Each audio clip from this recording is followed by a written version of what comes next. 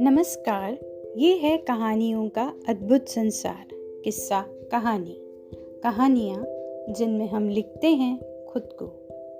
मैं रोली श्रीवास्तव आपको सुना रही हूँ लेखिका नीना सिन्हा जी की कहानी जिउतिया। जजमानी, आपकी बहू ऊँघ रही है। समझाइए कि चील सियार और जीमूत वाहन की कथा ध्यान से सुने, तभी इस महाव्रत का पुण्य मिलेगा। कथा सुनाते हुए पंडित जी नाराज स्वर में बोले। नाराज न हो पंडित जी, ड्यूटी से लौटी है, थकी होगी। रिया सजग होकर पंडित जी की ओर मुखातिब हुई। इससे जुड़ी प्राचीन कथा सुनाइए न पंडित जी, तब सारे दिलचस्पी लेंगे। व्रत में यही कथा सुनाई जाती है, पर मैं आपको महाभारत से जुड़ी कथा सुनाता हूँ, सुनिए। महाभारत के संग्राम के दौरान अर्जुन की अनुपस्थिति में द्रोणाचार्य के बनाए चक्रव्यूह में अकेले अभिमन्यु ही प्रवेश कर पाए। अद्भुत पराक्रम का प्रदर्शन किया, पर कौरव पक्ष के महारथियों ने एक साथ मिलकर अन्यायपूर्वक अभिमन्यु का वध कर दिया। उत्तरा उस समय गर्भवती थी। भगवान श्री कृष्ण ने उन्हें अपने पति के साथ सती होने से रोका। युद्ध की समाप्ति पर अश्वत्थामा अपने पिता की मृत्यु के प्रतिशोध में एक रात पांडवों के शिविर में घुस सोते हुए 5 लोगों को पांडव समझकर खत्म कर दिया तथा शिविर में आग लगाकर भाग गया। पर वे पांडव नहीं बल्कि उनके पुत्र थे। अर्जुन ने उसे पकड़कर द्रौपदी के सम्मुख उपस्थित किया, पर मृत्युदंड के बदले उससे उसकी मणि छीनकर द्रौपदी ने उसे मुक्त करवा दिया। उसने कृतज्ञ होने के बदले पांडवों का वंश निर्मूल करने के लिए ब्रह्मशिर अस्त्र चला दिया, जिसे ब्रह्मास्त्र के समान ही शक्तिशाली, अचूक और घातक कहा गया है।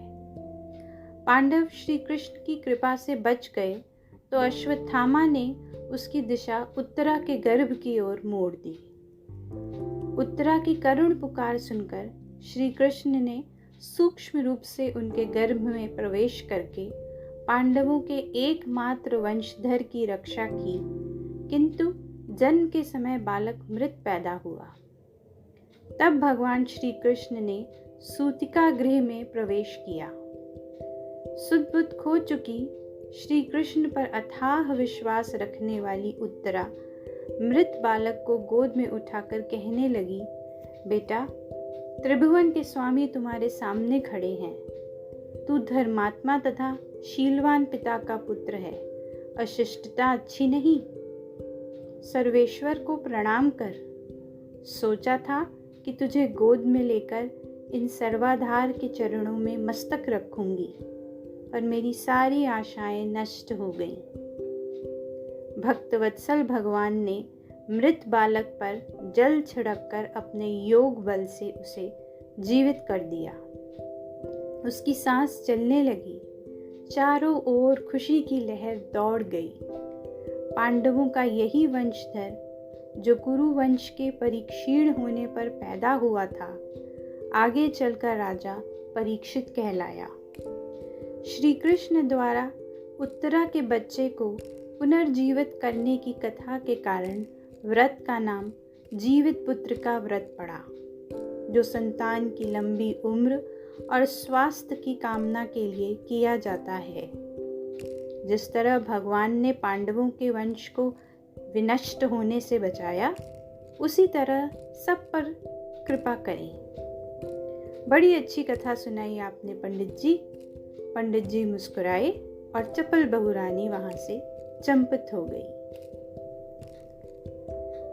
बस ये कहानी इतनी ही। अभी आप सुन रहे थे रोली श्रीवास्तव की आवाज में लेखिका नीना सिन्हा जी की कहानी।